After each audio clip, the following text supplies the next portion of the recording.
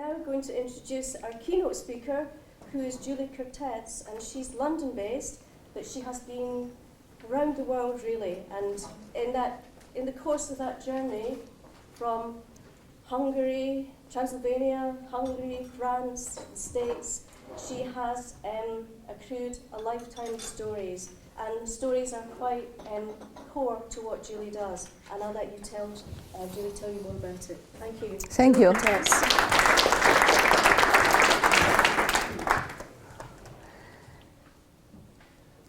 In my life, I learned that it's true that when one door closes, a window opens, or many doors of opportunity.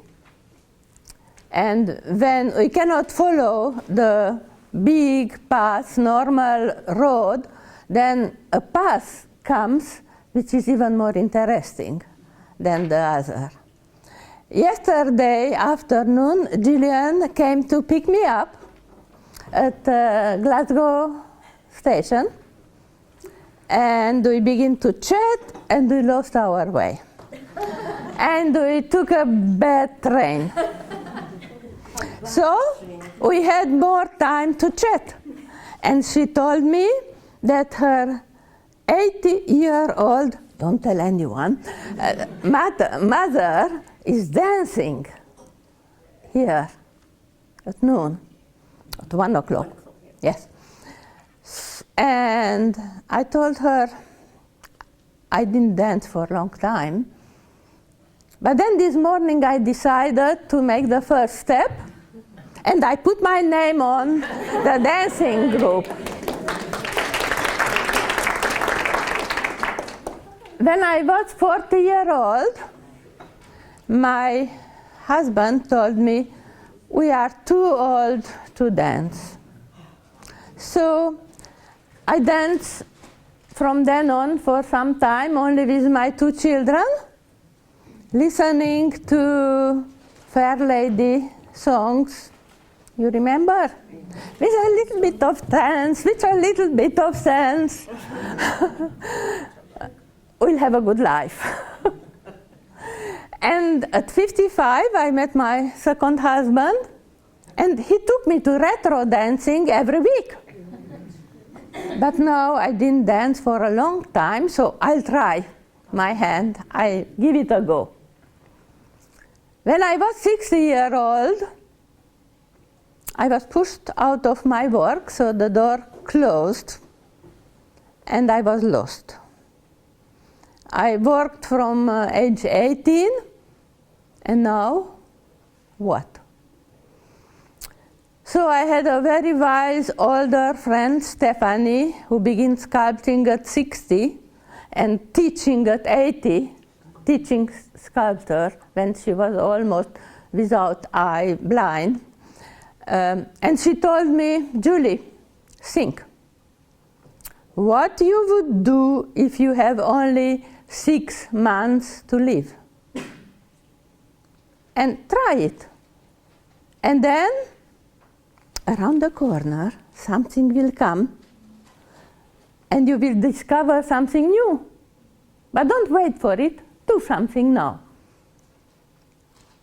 I wrote diaries from age of 10. And I decided I wouldn't like them to be lost. I want to give to children, grandchildren, something to remember me. And so I took my diaries, and the first time in my life, I read them all one after the other and found them interesting. And so, who knows, perhaps other people can be interested too. Now, I have to tell you that when I gave it a printed copy to my children, they were not interested. They remembered the life we spent together differently, I think. But later, my grandchildren began to be interested, and anyway, I gave it to, I was living in Paris then, so I translated them in French, and I gave it to people to help me because my French grammar is so and so. And they were interested. And not only they were interested, but they begin to open up to me, to tell their stories, their secrets. So I told myself, I have to publish it. So many can read it, perhaps they also open up and do something with it. Now, what happened that I found first an editor who told me, very interesting, but it is not enough context. What is context? I had no idea at that time. So I began to study books about writing, to write short stories to add to my diary. And while I was finishing, I looked who are the editors who publish diaries. And found one, Hachette, and went there, and I had seen the older diaries. Instead of a bookshop, they were in the cellar, in the basement, and not distributed. So I told myself, I have to publish them myself on the internet, on a website. By that time, I was 70. And I am not bad in computers, but publishing a website was beyond my force. I tried. I didn't. But then, suddenly, I discovered what is called blogs. You know what are blogs? Most of you, perhaps. But they are very easy to publish a note in them. And you can publish note by note, day by day. And at 70, I had to recognize I was now old. So I asked myself, is there life after 70? I wanted to prove there is. And so I gave my blog the name. In French it is Il y a de la vie après 70 ans. There is life after 70. Now I have been publishing morning after morning for 9 years. My ups and downs in one blog, and my retro blog is for my diary, which I finished publishing 3 years ago already. But many people read it. I am still stunned that I have day by day 200 people coming to read it and comment, some doesn't comment, some invite me, some come to see me. And they are of all age and of all sex and of all places even, countries.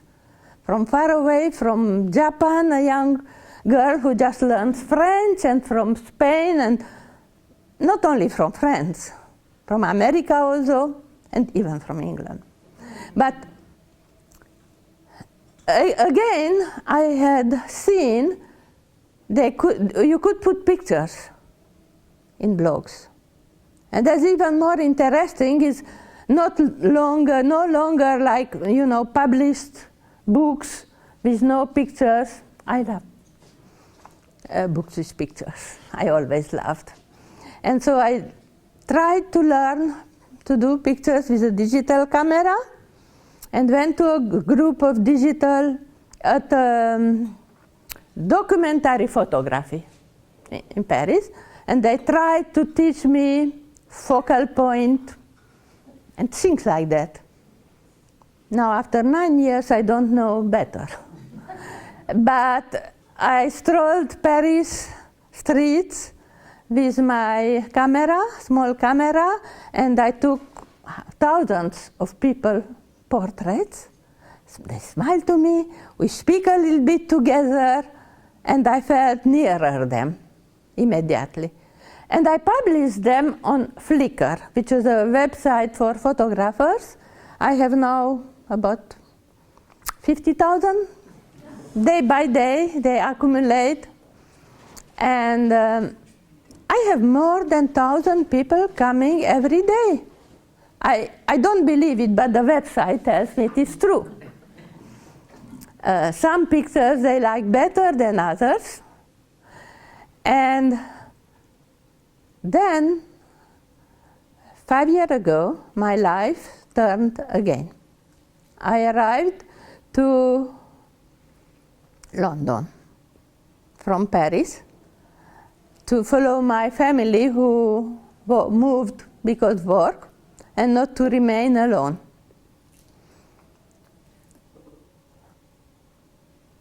I felt very alone, so I discovered meetups, and I went to something which is called Artist Way meetup after a book of Julia Cameron, and I went week by week there. The one thing I think most important I learned, it is when you take the first step, people will help you. Somehow things will come in, and synchronicity they call it. It's a big word, but do the first step. That is the most important, which I am doing today about dance. And it is true that I found near my street, on a church stair step, someone who told me about Toastmasters Club. There is a public speaking club, and there are now 50 clubs in London who together, 20 people, learn to speak better in public. And we help each other. I had to tell you that yesterday I asked some of them who I know better what you think about what I will tell here. And yesterday evening I got a phone call from London telling me, speak a little bit more about what you feel. So we help each other a lot, and we improve slowly.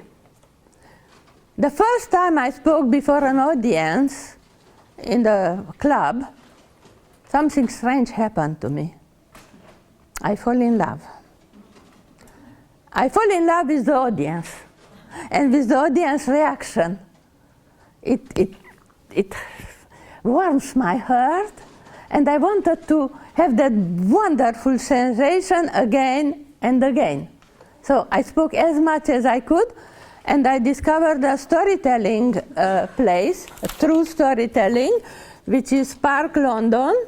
If you go anytime, first Monday of a month, to Canal Cafe Theatre, come to listen. And I begin to telling stories, my life stories, instead of only writing them. Now I could tell to live audience. A year later, while in recession, I told the story how I changed my profession from chemist to computer distributor. And somehow I tell something that make people laugh.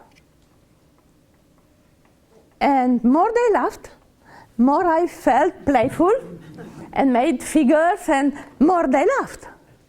So at the end, I was so happy, I was never funny.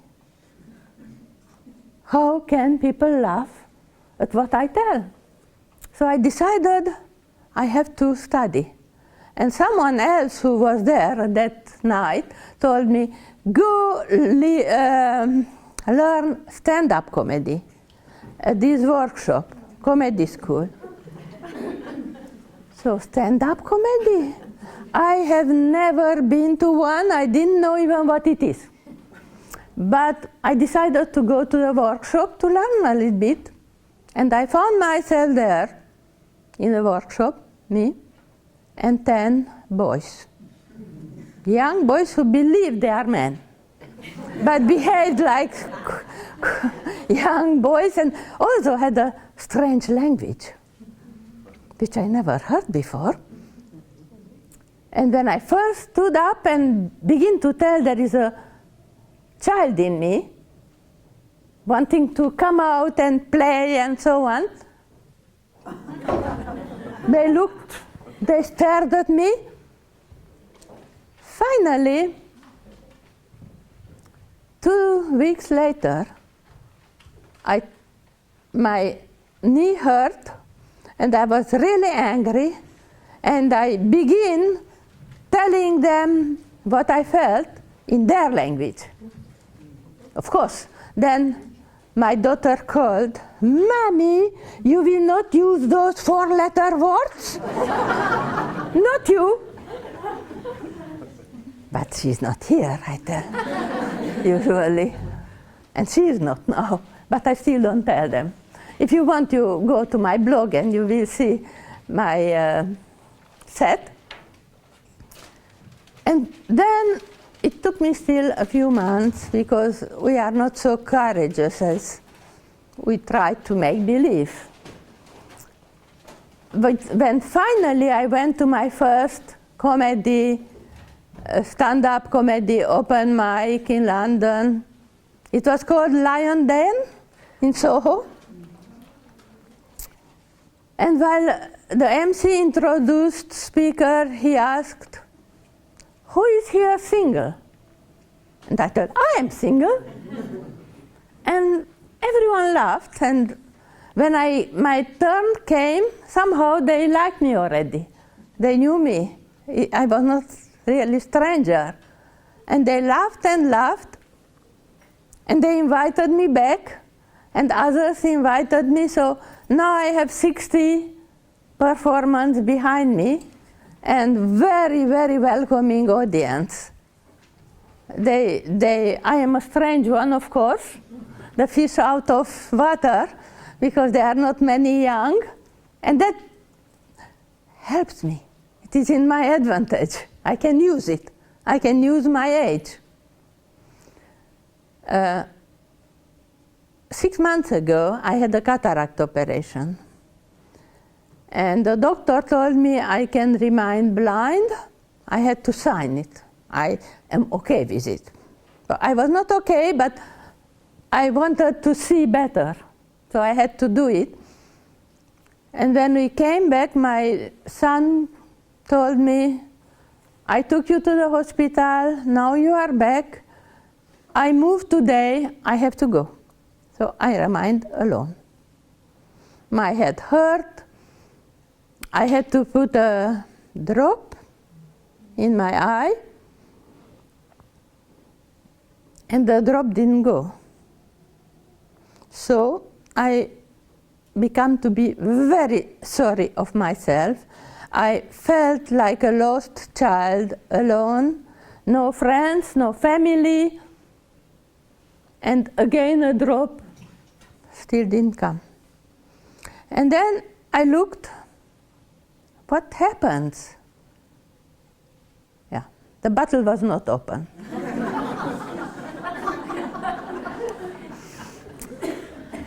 What happened then is the most important.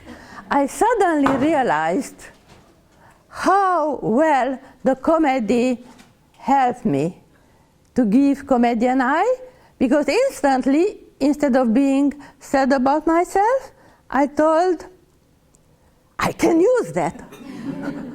I will tell it in a story, I will tell it in comedy, and people will laugh.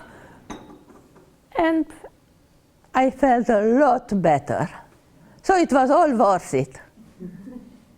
And very soon, I'll try to dance and to take a new first step again.